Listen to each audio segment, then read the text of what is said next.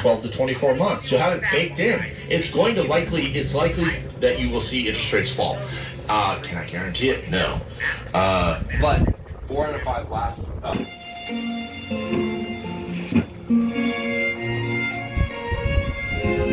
Please go see Jesus with the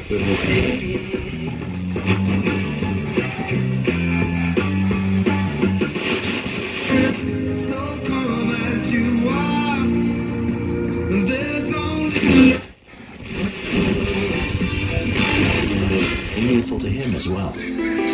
Egan and Lance Chappell and Fred Young Funeral. As a real man.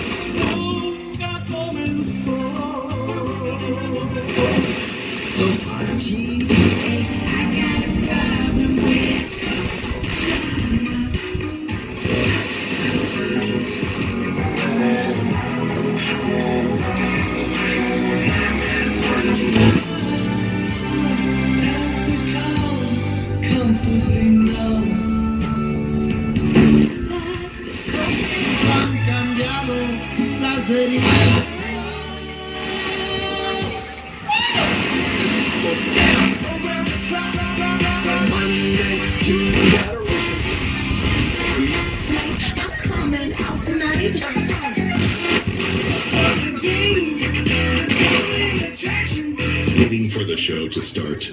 Well, the prices are up for you.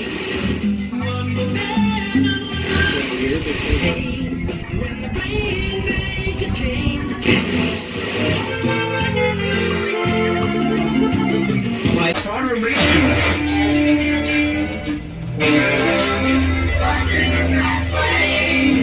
Man, what a great sound. The Nikko NR-1015, the greatest stereo receiver you have probably never heard of, and a company, Nico, that has one of the most fascinating histories in all of electronics, particularly Japanese electronics. This is a beautiful unit from the 70s and 80s. I'm going to get the exact date of it. I did just a little video years ago. It looks like 6 or 7 years ago on the channel. But the history of Nico is so much more fascinating. And, well, this particular unit has a few problems that we're going to detail here. And it's going to make it our next vintage audio restoration project. I love the beauty of it, but as you're going to hear in a minute, Nico ran into a bit of trouble in Japan doing something that not only is frowned on in society, but cost the company dearly in terms of reputation and in terms of competition. The reason you've never heard of Nico is because Nico put all of their efforts into what went under the hood here in the unit, and they discounted how important marketing or shaping opinion is when it comes to consumer and consumer electronics and the way that the public perceives consumer electronics.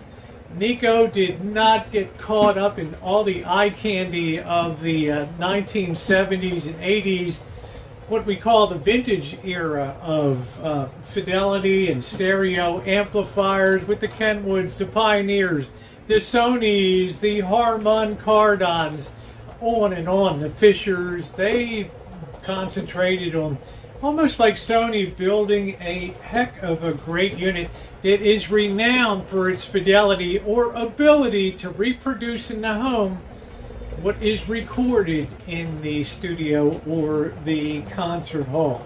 So where did they go wrong? Let's talk about it. Think back to the early days of Honda Motor Company in here in Santa Rosa, California. They delivered the very first Honda ever sold in America to Manly Honda here in Santa Rosa, California.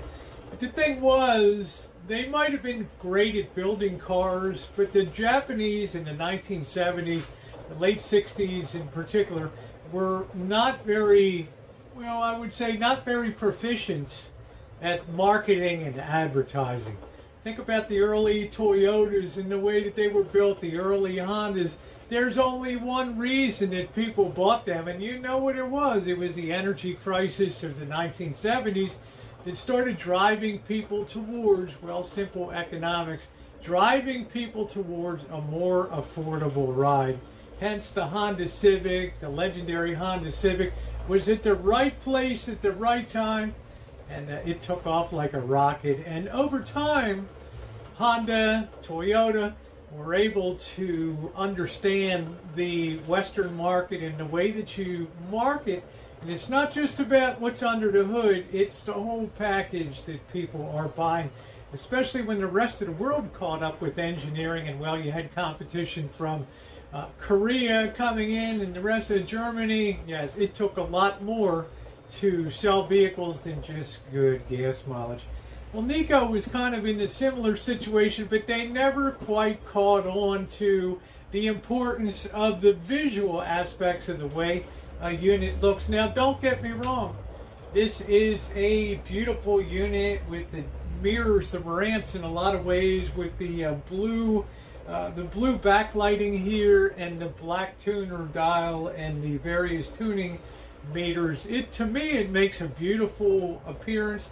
But Nikko thrust their marketing towards sound, and didn't understand the importance of, well, marketing to people's perceptions of what stereo should be. It's not an easy concept when you come out to the United States with an Oriental mindset in an Occidental market. It's quite a challenge, and it makes it very fascinating. But it does not diminish the quality and fidelity of these units, because although they're relatively rare, they're almost like Sony in the way that they're built like tanks. They last forever, and they need very few modifications and things like that. I would like to try to do a bit of a listening experience today, but I want to talk about a couple things that are going to be needed to be restored here. Obviously, we're going to be looking at restoring some of the electrolytic capacitors that go bad. Also, in the back, somebody broke off a input for like a MP3 player in there. We're going to have to remove and get that out of there so we can input with the MP3 player. So hopefully that's going to work out okay. But for now, let me tell you some of the most fascinating part of another reason that Nikko, well, got in bed with the Japanese people. Just a little bit of a brief history. Nikko was founded in 1948 in Japan, and it had quite a bit of success in the exploding consumer products, especially high fidelity and listening market, things for the home in Japan and then for the export market. But in the mid-1990s, electronics went through a terrible slump worldwide, and Nikko was not immune to that, but it chose to try to do something that had not been done in Japan before, following the Western model of what we do when corporate business turns down.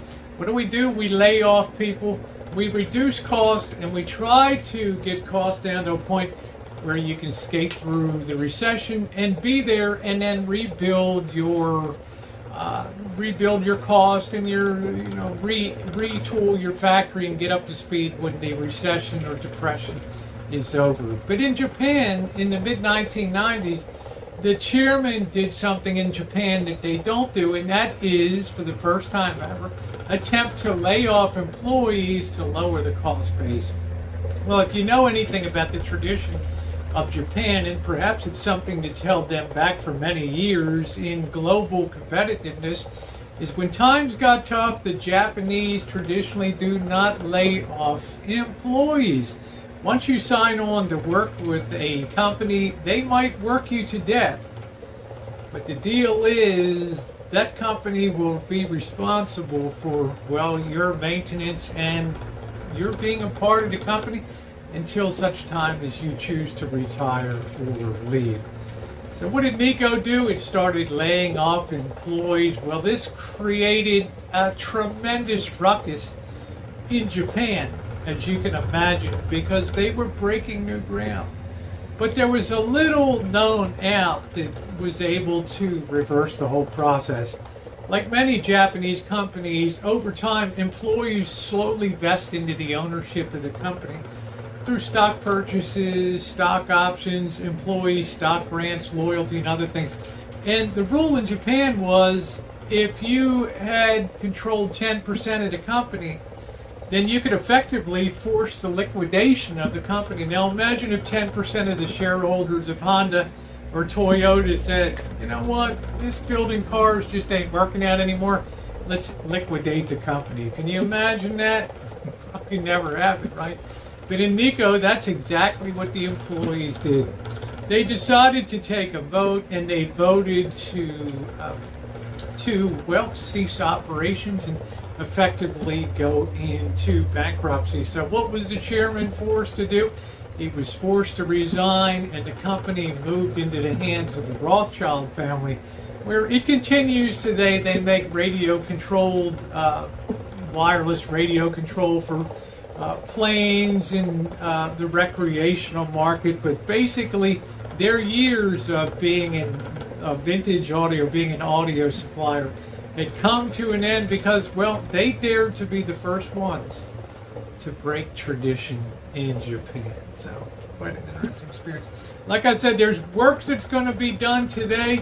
Let's end today with a little bit of a listening experience and enjoy this Nikko NR-1015, a really rare stereo receiver, but an outstanding one in so many aspects. And in future videos, we'll be talking about some of the features on here that made it great and made it such a super great product when it came to stereophonic sound and listening experience.